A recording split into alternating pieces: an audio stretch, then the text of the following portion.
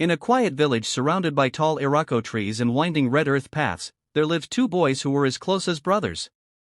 Their names were Kelechi and Sadiq. From childhood, they shared everything: meals, laughter, secrets, and dreams. The elders often said, "If you see one, the other is not far behind." Kelechi was thoughtful and patient, known for his careful words and steady hands. Sadiq was bold and lively, quick to laugh and quicker to act. Together, they balanced each other like sun and rain. They farmed side by side, fished in the same river, and sat under the moonlight speaking of the future they would build together. As they grew into young men, the village began to notice their hard work. One season, the rains came early, and the soil was rich. Kelechi decided to try something new. He planted a different crop in a small section of his land, one he had learned about from a traveler passing through. Sadiq, trusting their usual ways, planted only the crops their fathers had always grown. When harvest time came, Kelechi's farm flourished beyond expectation. His new crop yielded more than anyone had seen in years. The elders praised his wisdom, and traders from nearby villages came to buy from him. Soon, Kelechi's home was filled with abundance. He repaired his father's hut, bought fine cloth for his mother, and even helped others in the village. At first, Sadiq celebrated his friend's success. He clapped him on the back and said, "Your fortune is my fortune." And Kelechi, smiling warmly, replied, "What I have is ours. We rise together." But as days passed, something began to change within Sadiq. Each time he saw people gather around Kelechi, praising him, a quiet discomfort stirred in his chest. Each time a trader passed his own modest farm to visit Kelechi's, that discomfort grew heavier. One evening, as they sat under their favorite tree, Sadiq spoke, his tone sharper than usual. "You have changed, Kelechi."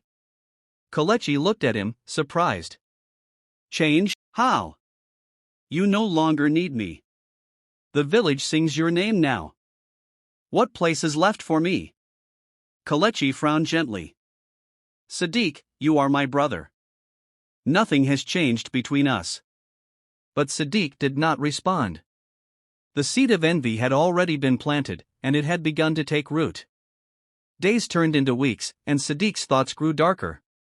He began to compare everything: his farm to Kelechi's, his respect to Kelechi's, his life to Kelechi's. What once brought him joy now felt like a reminder of his lack.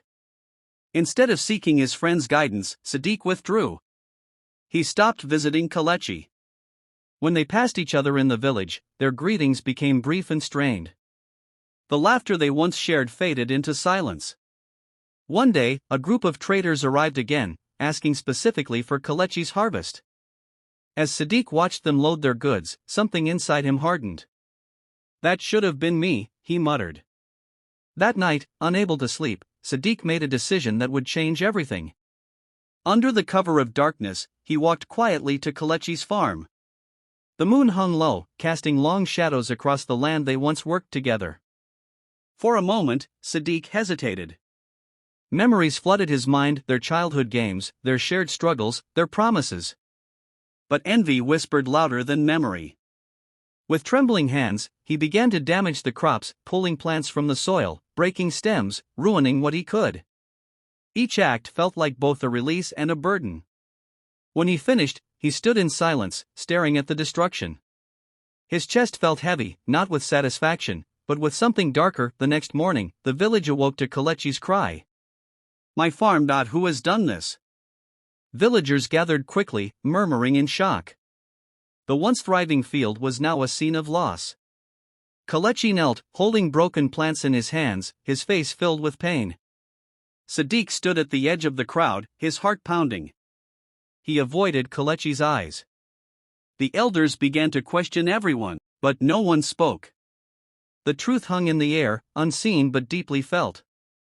Days passed, and the damage could not be undone.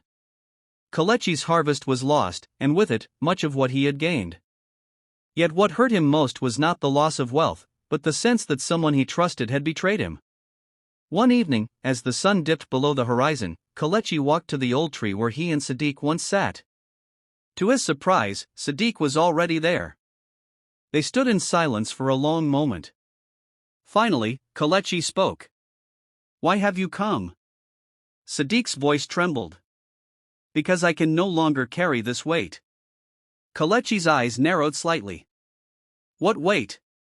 Sadiq took a deep breath, his gaze fixed on the ground. It was me. The words fell like a stone between them. I destroyed your farm, Sadiq continued. I let envy blind me. I could not bear to see you rise while I felt left behind. Kelechi said nothing. The wind rustled through the leaves above them. I thought it would make me feel better, Sadiq added, his voice breaking. But it only made me smaller. Kelechi finally spoke, his voice calm but heavy. You were not left behind, Sadiq. You chose to walk away. Tears filled Sadiq's eyes. Can you forgive me? Kelechi looked at him for a long time. The pain of betrayal was written clearly on his face. I can forgive you, he said slowly.